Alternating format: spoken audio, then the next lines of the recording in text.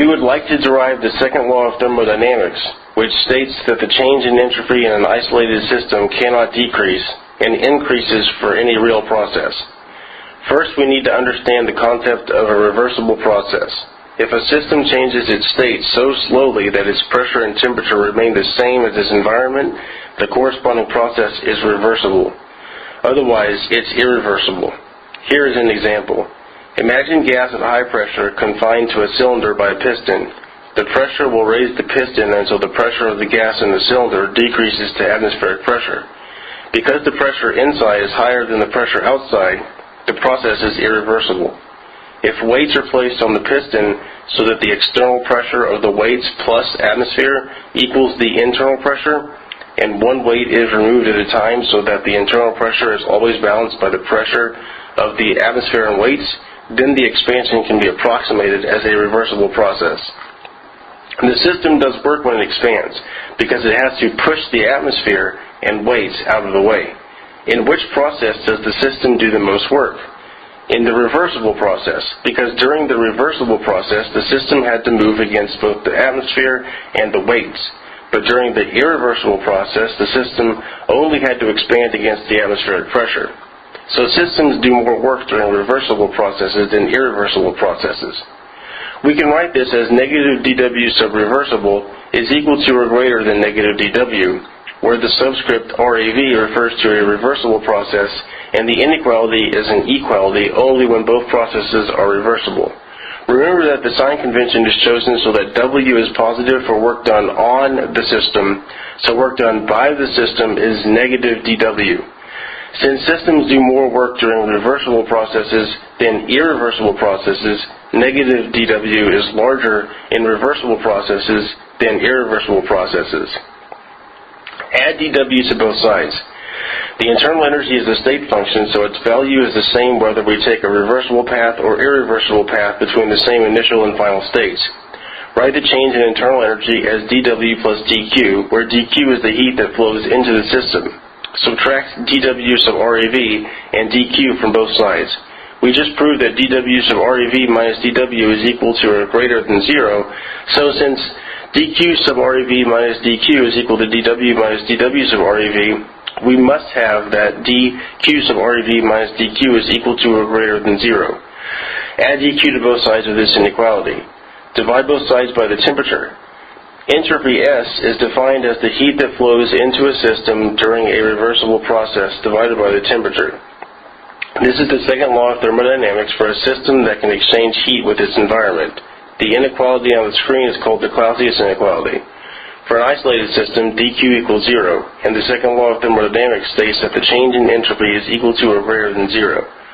Remember that the equality only holds for a reversible process, so the second law of thermodynamics states that the entropy of an isolated system remains constant during a reversible change and increases during an irreversible change. Since reversible changes happen infinitely slowly, and in the real world all processes happen at a finite rate, in the real world all processes are irreversible, and so entropy of the universe always increases when any change occurs. If we assume that the universe is an isolated system, we have just shown that for any process to occur, it must increase the entropy of the universe. Is it possible to have a criteria for whether a process can occur or not that refers only to the system and not to the universe as a whole? Yes. Define the Helmholtz free energy of a system as the internal energy of the system minus the temperature times the entropy of the system.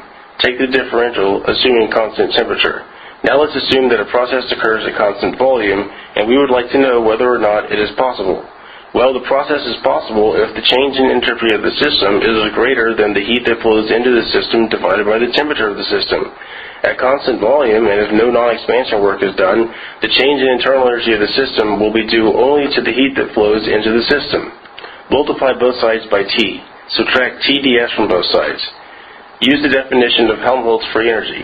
We see that a process can occur at constant volume if it reduces the Helmholtz free energy of the system.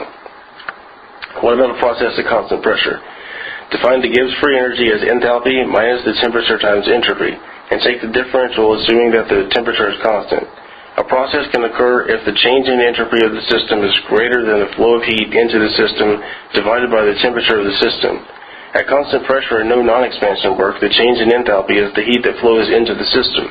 This was proven in a previous video. Multiply both sides by T and subtract TdS from both sides. Use the definition of Gibbs free energy. We see that a process at constant pressure is possible if it reduces the Gibbs free energy of the system. We would now like to prove that the maximum work that a system can do during a process at constant volume is the negative of the change in Helmholtz free energy during that process. Write the Clausius inequality, multiply by T, add dW, use the first law of thermodynamics to write dQ plus dW as du, subtract TdS, use the definition of Helmholtz free energy, multiply by negative 1. We see that negative dW is less than negative dA, which means that the maximum value of negative dW occurs when negative dW is equal to negative dA. But negative dW is just the work the system does, so the maximum work a system can do at constant volume is negative dA. Finally, we would like to prove that the maximum work that a system can do at constant pressure during a process is the negative change in Gibbs free energy during that process. Write the definition of Gibbs free energy.